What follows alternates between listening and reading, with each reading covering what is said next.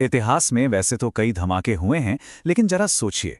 1929 में एक बम फेंका गया जिसका मकसद किसी की जान लेना बिल्कुल नहीं था, बल्कि एक गहरी नींद में सोए हुए देश को जगाना था।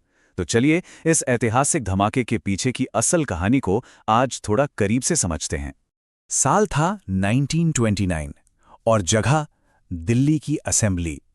माहौल बिल्कुल शांत था और तभी दो नौजवान अंदर आते हैं।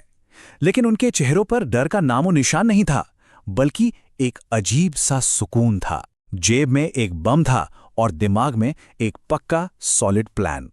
सच कहूं तो ये कोई गुस्से में उठाया गया कदम नहीं था, बल्कि एक बहुत बड़ी योजना की बस एक शुरुआत थी। फिर अचानक एक जोरदार धमाका। पूरी असेंबली में चारों तरफ धुआं और अफरा तफरी फैल गई। लेकिन इस खौफ के तुरंत बाद जो हुआ ना, वो सच में चौंकाने वाला था। उस धुएं के बीच एक भारी तनाव और बिल्कुल सुन कर देने वाली खामोशी छा गई। एकदम सन्नाटा। अब यहां सबसे बड़ा सवाल यह आता है कि धमाके के बाद वो दोनों भागे क्यों नहीं? मतलब किसी भी आम सिचुएशन में लोग तुरंत भागते हैं, है ना? लेकिन इन नौजवानों ने एक बेहद साहसी और शॉकिंग विकल्प चुना। उन्होंने भागने के बजाय अपनी जगह पर डटे रहकर खुद अपनी गिरफ्तारी दी। पर क्यों?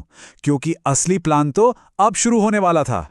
इसका जवाब उनके सिर्फ एक वाक्य में छिपा था, बहरों को सुनाने के लिए। दिल्ली की असेंबली को यूं ही नहीं चुना गया था। वो अच्छे से जानते थे कि गिरफ्तारी के बाद मुकदमा चलेगा और वो कोर्ट रूम एक बहुत बड़ा मंच बन जाएगा। वहां से उनकी आवाज और उनका असली मकसद सीधे पूरे देश की जनता तक पहुंचेगा। जरा सोचकर देखिए, उनके पास बम था, वो आसानी से किसी की भी जान ले सकते थे, लेकिन उन्होंने हिंसा के बजाय जागरूकता को चुना। कोर्ट में बोला गया उनका हर एक शब्द एक क्रांति बन गया। उनका लक्ष्य किसी को मारना था ही नहीं, बल्कि उस सोई हुई बहरी व्यवस्था को बुरी तरह झकझोरना था। और इसी सोची समझी घटना ने उन नौजवानों को सिर्फ एक नाम नहीं, बल्कि एक अमर विचार बना दिया। उनका ये कदम आज भी ये सोचने पर मजबूर कर देता है कि असली ताकत आखिर हथियारों में होती है या फिर उन विचारों में जो आने वाली कई पीढ़ियों को हमेशा के लिए जगा देते हैं।